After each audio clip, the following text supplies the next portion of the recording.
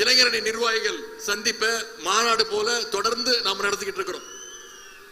இன்னைக்கு பல கட்சிகள் தமிழ்நாட்டில் எத்தனை பூத் இருக்குன்னு தெரியாம சுத்திக்கிட்டு இருக்கிறாங்க. இப்பதான் கணக்கே எடுத்துக்கிட்டு இருக்காங்க. ஆனா நாம பூத்துக்கு இத்தனை நிர்வாகிகளை நியமனம் செஞ்சு டேட்டாவோட களப்பணியில, கட்சி பணியில, இளைஞரணி பணியில நாம செஞ்சுக்கிட்டு இருக்கிறோம். இன்னைக்கு இளைஞரணியில மட்டும் 5 லட்சம் நிர்வாகிகளை நாம பெற்றிருக்கிறோம். 50 லட்சம் உறுப்பினர்களை பெற்றிருக்கிறோம். தமிழ்நாட்டில் இல்ல, இந்தியாவிலேயே எந்த இயக்கத்துடைய ஒரு அணிக்கும் இப்படிப்பட்ட சிறப்பு கிடையவே கிடையாது. நம்முடைய இளைஞரணியை கழகத்துடைய ராணுவம்னு தலைவர் சொல்ற மாதிரி ஒரு கட்டுப்பாடோடு நடத்திக்கிட்டு இருக்கிறோம். உதாரணத்திற்கு கடந்த 6 வருடங்கள் மட்டும் அத்தனை களப்பணிகளை, கழக பணிகளை, மக்கள் பணிகளை செஞ்சிருக்கிறோம்.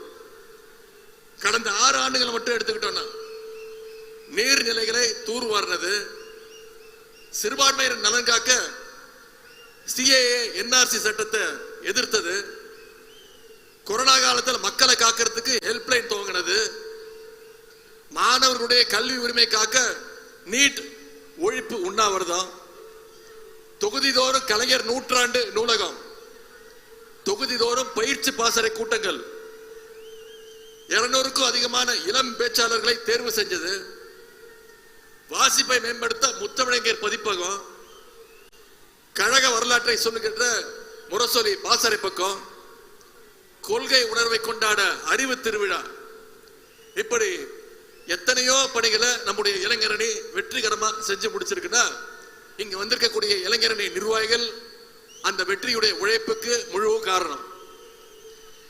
மெயின் மேட்ச் விளையாடுறதுக்கு முன்னாடி எல்லாம் நெட்ல பிராக்டிஸ் பண்ணுவாங்க.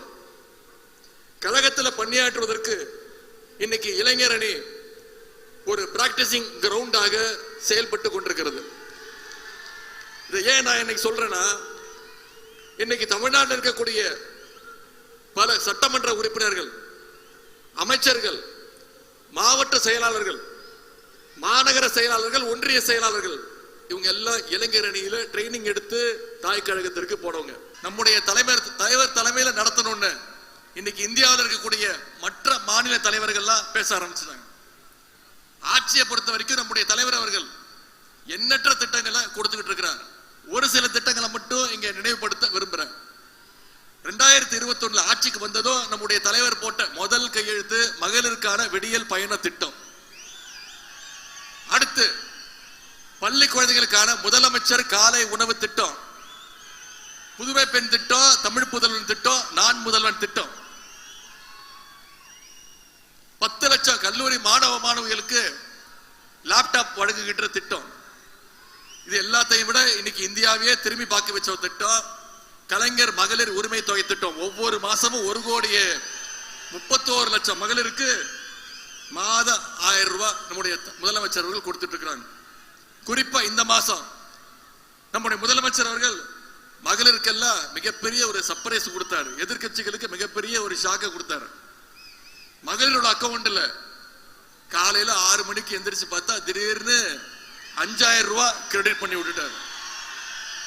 இது மகளிருக்கு மிகப்பெரிய சர்ப்ரைஸ், அடிமைகளுக்கு மிகப்பெரிய ஷாக்கு.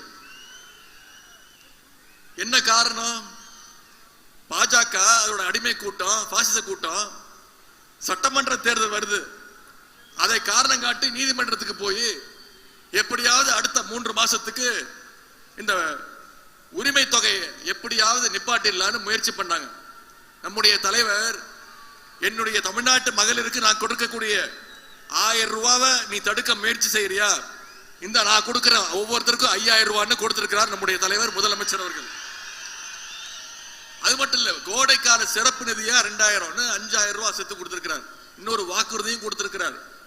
மீண்டும் திராவிட முன்னேற்ற கழக ஆட்சி அமைச்ச உடனே நம்முடைய தலைவர் முதலமைச்சர் ஆனோடனே மகளிர் உரிமை தொகையை 1000 ரூபாயில இருந்து 2000 ரூபாய் உயர்த்தி கொடுப்பேன்ற வாக்குறுதியும் இன்னைக்கு கொடுத்திருக்கிறார்.